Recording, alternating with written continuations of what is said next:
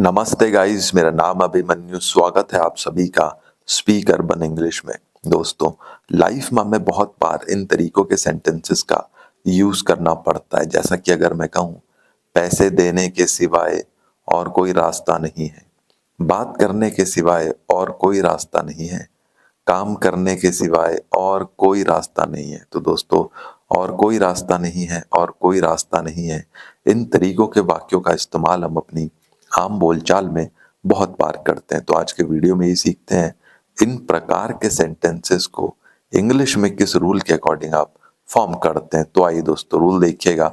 Rule होता है, सबसे पहले आता है आपका देयर, THERE, देयर।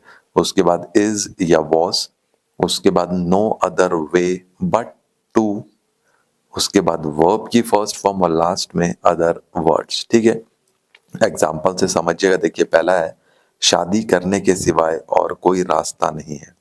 शादी करने के सिवाय और कोई रास्ता नहीं है।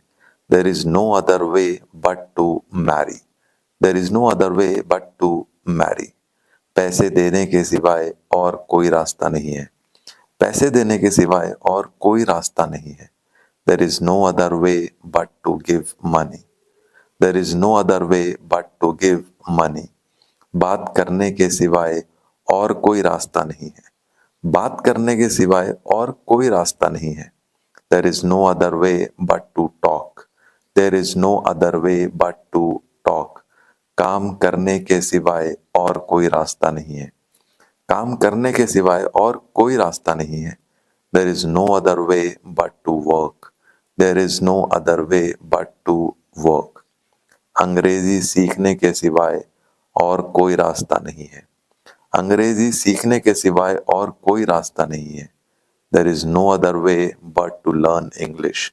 There is no other way but to learn English.